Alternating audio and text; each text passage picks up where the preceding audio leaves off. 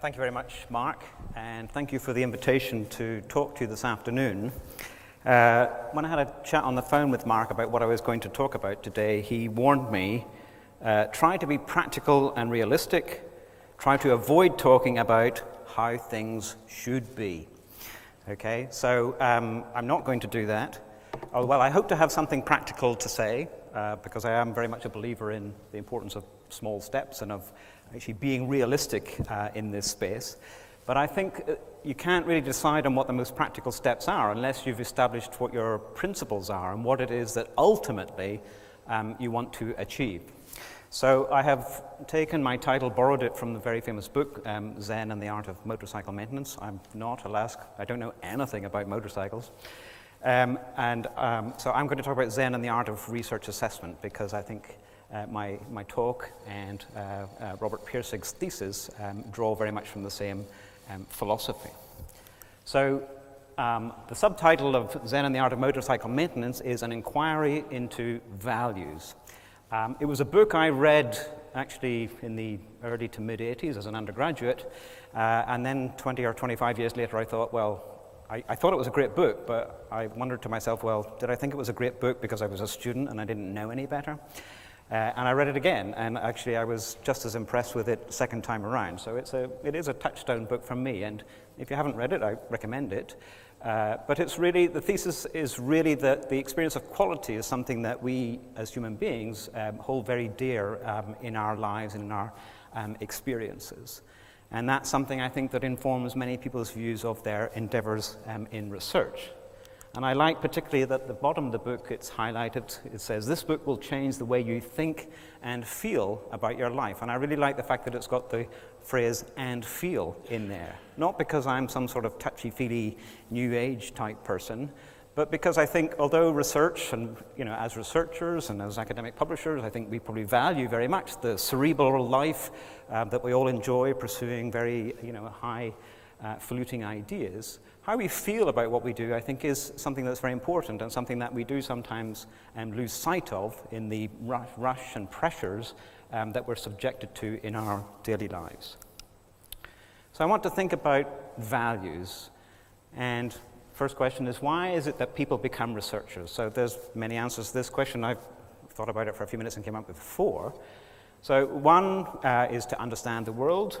One is to change the world. And I think these are important, fundamental drivers that speak to many people, particularly at the early stages of their career. This is what propels them into a life in research in the first place. They're very curious about the natural or the social world or the arts or humanities. And for many of them, it's not just about inquiry. Curiosity is not enough. They actually want to change the world. They want to make the world a better place. And that is something that I think, many people share, of course, and it's not by any means unique to researchers. There are some more ego-driven drivers to earn a living. Yeah, I got a family to raise. I'd like to buy a house. I have bought a house thanks to my research. And also, I guess, to be remembered. For many of us, research is our one shot at immortality. Okay, we're not going to get it in this life.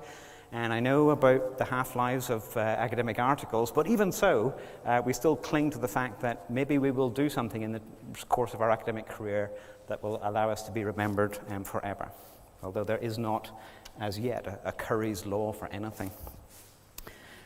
So that's why, but how do people become researchers? And the sort of first answer to that probably springs to many people's head is publish your research in a high-impact factor journal. Okay, now I know that's a gross oversimplification. There are many other complexities to that, but I think we can probably broadly agree on that this is one of the important drivers of people's careers. If you want to succeed in this life, and certainly when I was a young lecturer back in the mid-90s, it wasn't laid out in black and white as such, but the word on the street was publish well and bring in some grant money and you'll be fine, young fella me lad. Okay, and so that was precisely the game that I played.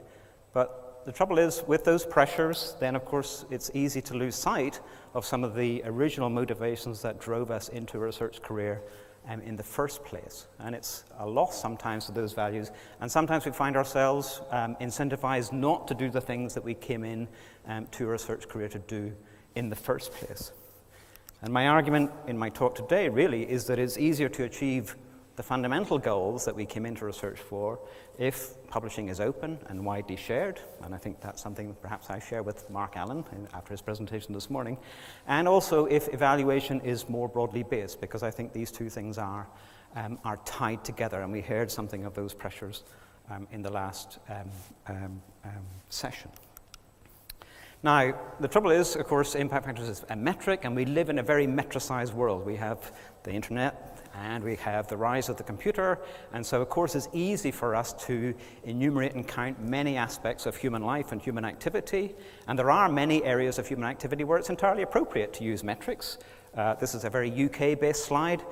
So Leicester won the English Premier League last season. Nobody would have predicted that at the outset. You would have got 5,000 to 1 odds from the bookies at the start because they were a relegation candidate the season before. For American members of the audience, this was as unexpected as the New England Patriots coming back to win the Super Bowl a couple of weeks ago. But nobody would dispute that they were worthy champions because they scored more goals and they got more points than any of the other teams, and that's a fair measure of their achievement as a quality football team. Unfortunately, they're now back in the relegation zone this season, so it's not very lasting, but even so, they had a fantastic season last year. So there are many areas, but there are other areas where metrics have made inroads, and scholarly lives is certainly one of them, where there are more, there's certainly utility, but there are dangers. One of the ones, not directly related to publishing, but is the rise in the last 10 years of university league tables. So this is another sort of league table, just like a football league table, and we do have a winner. And in 2014, the winner was Caltech. Okay, and those of you that read the academic press will have learned that this year they've been knocked off the top spot by Oxford, who have a point more. Okay, now I've got problems with these kinds of metrics because this is an aggregate of many different measures of many different things and many different types of things. And it's quoted to a level of precision, 3 significant figures, for which I don't think there's any serious justification. There's no attempt to measure the uncertainties or the errors in the data, and so who knows, actually, if Caltech was better than Harvard in 2014, because we don't know what the error bars are. I think it would be a little bit more honest if these numbers were quoted simply to 2 significant figures. Actually, maybe even band them within a sort of 5% bracket. It would probably be even more honest still, given the types of data, some of which are just opinion surveys of other academics, that is used to aggregate these tables. Now, I don't deny that there's valuable information within there, and Phil Batty, who publishes and edits these tables, would vehemently and strenuously defend the practice. But there is a question about what it is that we're doing to ourselves in academia. Are we really as smart as we think we are if we subject ourselves to really rather crude measures of achievement?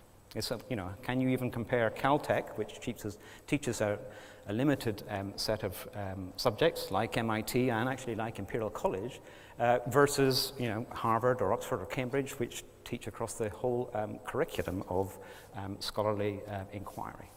So we have got problems here. The problems, of course, are well recognized. They've been studied ad infinitum, perhaps, but I think it's something that we still need to keep in the forefront of our mind. I was part of a group here in the United Kingdom that looked at the use of performance metrics in our every 5 or every 6 year research excellence framework, which analyzes the quality of the research output of every single university department in the country. And we produced the Metric Tide report, which I hope many of you have read, or at least read the 8-page executive summary. Here's my 3-line summary of it.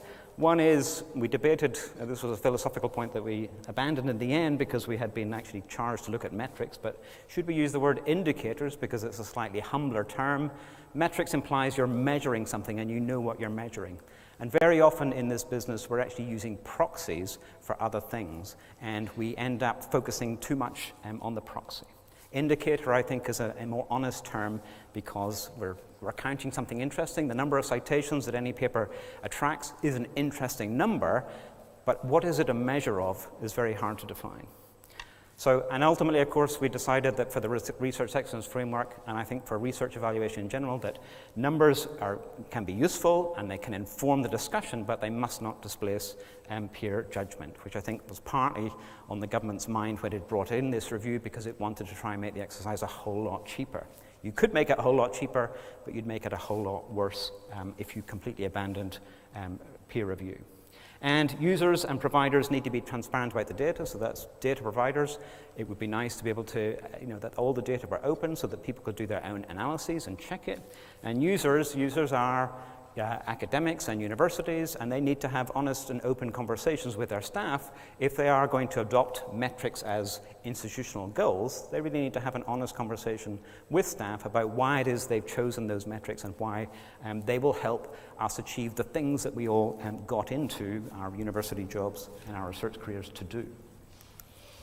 So this work very much builds on recent initiatives like the Leiden Manifesto, which was a sort of a challenge to bibliometricians to use their tools responsibly, and also it builds on the San Francisco Declaration on Research Assessment, which is an initiative that I really would like to see adopted much more widely. I'm very pleased to be able to say that Imperial College has finally signed as an institution and has agreed to sort of adhere to the principles of that. And I'd very much like other universities to follow suit, and publishers and providers of research metrics as well. Because I think, as the point is that, metrics are useful. They are telling us information about the world. I'm not taking a very fundamentalist position on that. But I think we have to constantly remind ourselves, because numbers have this seductive authority in our minds. We too often think of them as, well, it's a number, therefore it's an objective, and therefore it's a very sensible thing to use as a measure of achievement or of quality or any other indicator that we are thinking of. But we've got to be careful what we wish for when we sort of slide into relying too much on numbers. Don't aim at success. Wrote Viktor Frankl, who was an Austrian Jew, survived the Holocaust, and even through that horrific experience managed to sort of retain a sense of the meaning and value of human life. So someone who I would regard as an authority on this sort of matter. Don't aim at success, for success, like happiness, cannot be pursued. It must ensue. It only does so as the unintended side effect of one's dedication to a cause greater than oneself. And I think, again, that speaks to what many young researchers certainly would think of when it was that they were first getting into their research career. They want to come and change the world, but then they get sucked in and they start obsessing about, well, I need to get published in this journal because otherwise I'm not going to get careers, I'm not going to get funded, and I'm going to lose my job. And at the end of the day, there's a business there that's actually, is causing undue pressure. And I see it more and more in my PhD students and postdocs. They do fret about the hierarchy of publication. And I think we, certainly as senior academics, as a wider community that I would certainly include publishers, need to try and relieve them of that pressure. Because at the end of the day, on your deathbed, are you going to be worrying about your H-index or your bibliography? Or something else that you might have regrets about. This is Daniel Kahneman. So again, it's a call to be humble. So Kahneman is a psychologist, Nobel Prize winner, because he works on the psychology of human judgment. And wrote a fantastic book called Thinking Fast and Slow. It's a horrific read because it will completely undermine your confidence in any of your abilities to make a sound judgment, okay? Because he highlights many of the sort of ways that human psychology undermines our ability to make reasonable assessments. And that's one of the reasons why we too easily then slide into relying on numbers for judgment. But it even, of course, will affect then our ability to undertake peer review, which is a very human process and one that is easily perturbed. I have yet to meet a successful scientist who lacks the ability to exaggerate the importance of what he or she is doing. Okay, and that process of exaggeration is driven by, it is the competition for finite resources, but that competition just seems to have got more and more intense and is increasingly then reliant on metric-based evaluations for success, and that's driving some perverse behaviors. And then this is a reminder also because there are things that we find very difficult to count or very difficult to anticipate because actually human imagination is relatively limited. So this is the photograph, the famous Earthrise photograph. It was taken on Christmas Eve in 1968 by the astronauts aboard Apollo 8, which was the first of the Apollo missions to get as far as the moon. It didn't land, it was orbiting. And as Anders says, oh my God, look at that picture over there. There's the Earth coming out, whoa. Isn't that pretty? Now, this was a multi-billion-dollar engineering and scientific process they did not anticipate that they would see this view as they were orbiting the moon. It wasn't in the mission schedule. They had to abandon, and they did abandon what they were doing because they're human beings. They were sort of testing the command module as it was sort of orbiting the moon, and then fumbled around in the capsule to try and get a camera and to try and get some bloody color film into that camera. And you can see from the tension in the transcript between Anders and Lovell as they sort of struggled to snap that picture. But arguably that photograph, which was one of the first to come back of the whole Earth and sent a really powerful message about the fragility and the loneliness of the Earth out there in the darkness of space, helped to trigger the environmental movement and to raise consciousness about the preciousness of life on the only corner of the universe where we actually are sure that it's going on. And so it's arguably one of those valuable things to have come out of the Apollo 8 mission. They certainly learned an awful lot of important lessons for how to get to the moon in Apollo 11. I don't doubt that. But often the value that comes out is unexpected. And that's something that's very difficult to count and very difficult to predict. So in the business of research, of course, we're often counting quality and measuring quality based on research outputs. And as many people have written, myself, Peter Lawrence, Johnny Anidis, I'm not going to go into the details here, then that is problematic. Journal-based measures of success or quality have got many problems and are driving perverse behavior to do with reproducibility and to do the culture of scientific research in the UK. Is a report that was produced by the Nuffield Foundation recently, and again highlighted the pressures that academics, and particularly young academics, feel as a result of the pressure to publish. Okay, they're not encouraged to do the best science because the game seems to have changed. And I think we all collectively have a responsibility to challenge ourselves to sort that out. Now, I think, but it's perhaps an article of faith really, is that the openness of our scientific heritage might be one way to help us do better research. This is an excerpt from a recent biography of Alexander von Humboldt, a very celebrated German naturalist, but it talks about a time when scientists became citizens of their self-proclaimed Republic of Letters, an intellectual community that transcended national boundaries, religion, and language. Okay, the Republic of Letters was a country without borders, ruled by reasons and not by monarchs, and not by metrics either. And so it very much speaks here. I know it was a different time, and I know pretty much you could only do science in that day if you were a man and if you were a wealthy man. Okay, and the world has definitely changed, but actually I think the ethos of the scientific community retains much of that culture of wanting to share results, wanting to get comments and feedback. And I think that open amateur ethos, it's one of the reasons why we still write articles and send them to journals without charging them for authorship. And that's, I hope that openness is still one of the norms of the academy. But there are things that we need to do to try and enact that.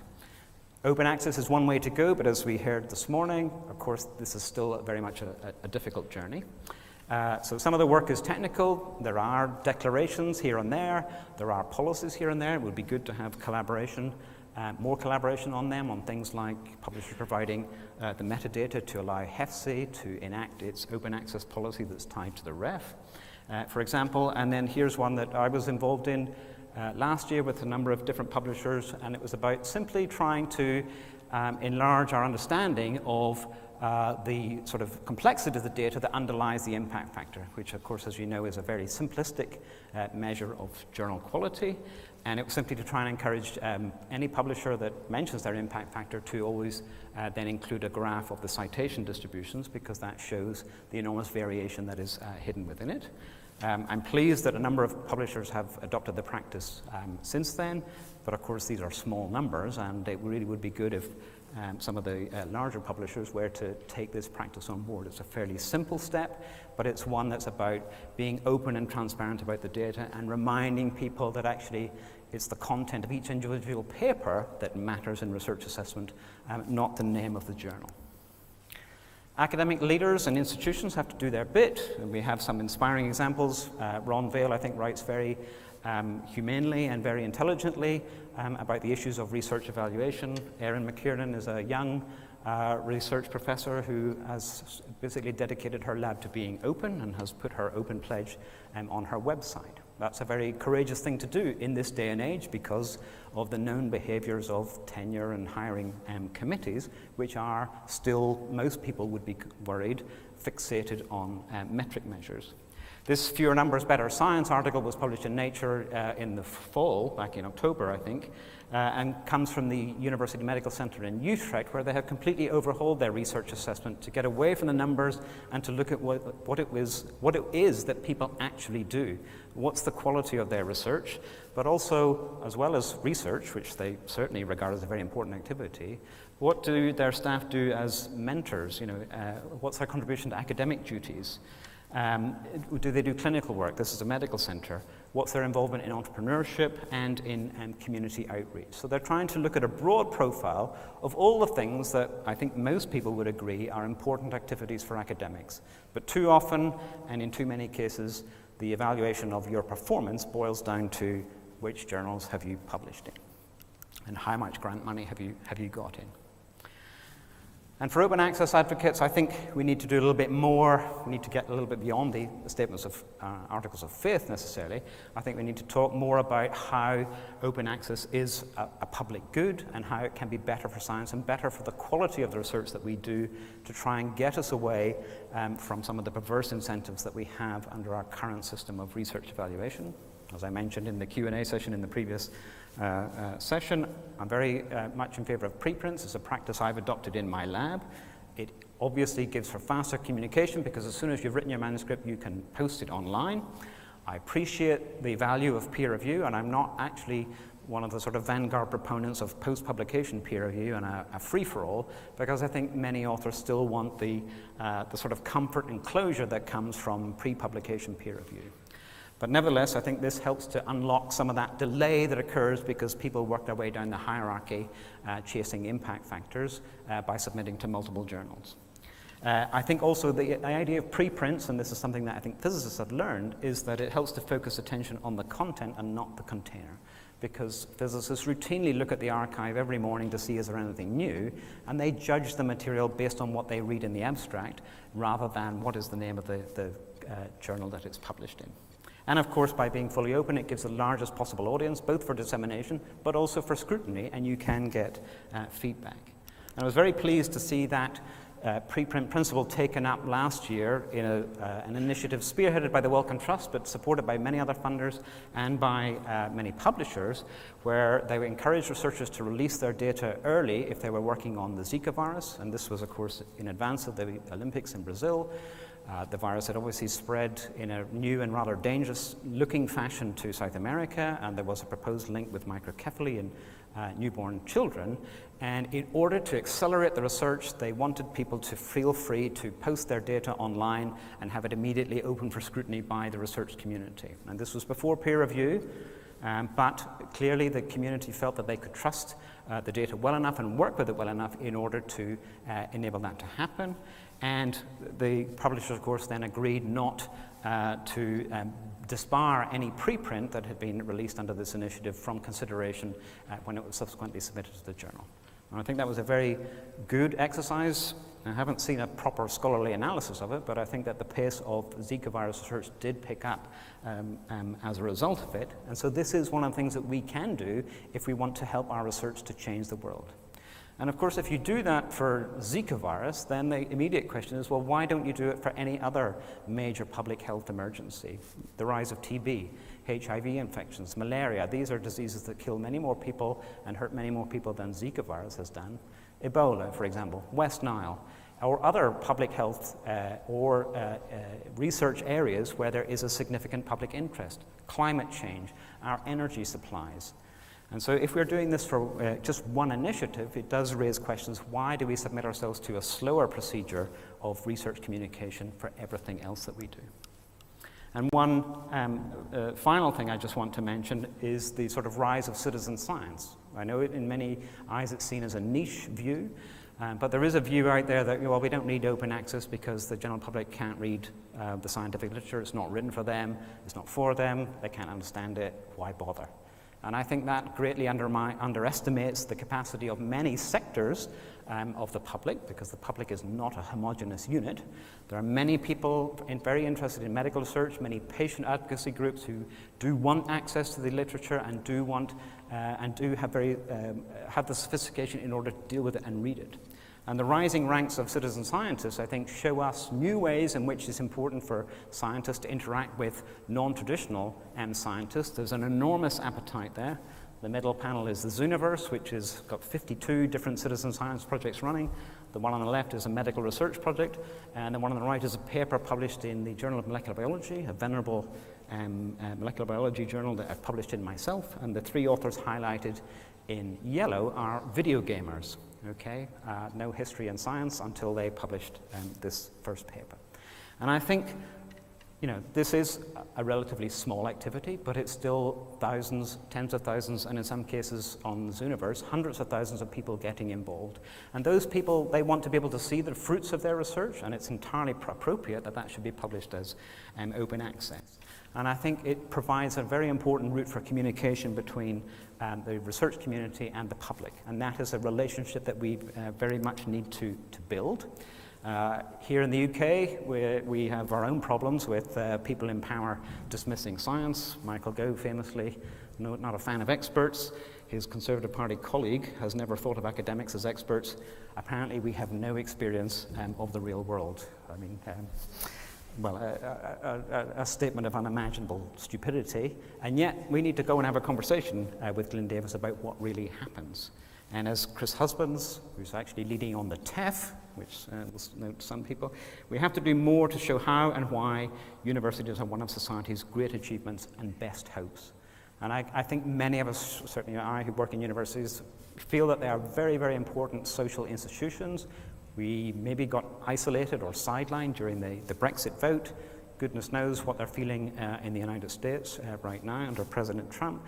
But you know, there's no sensible way of dealing with the current reality unless we are prepared to stand up and speak and talk to people and convince them that what we are doing and share with them what we're doing is valuable to them. So we need to get out of our metrics bubble, as it were. And here's my little, it's not an entirely practical suggestion. I'm not going to read through this. But of course, metrics are useful. Counting citations, for example, there is a utility in that. A paper that has 1,000 citations is immediately more interesting than one that has 1 or 2. But that should just be the start of your querying, not the end of it. But there are then many other questions and metrics and things that we might try to measure, which I think will help us to speak to and to recover the sense, the value, and the quality of the work that we wanted to do in the first place, and the ambition that we had when we first started out on this. So with that, I'm going to shut up. Thank you very much for your attention.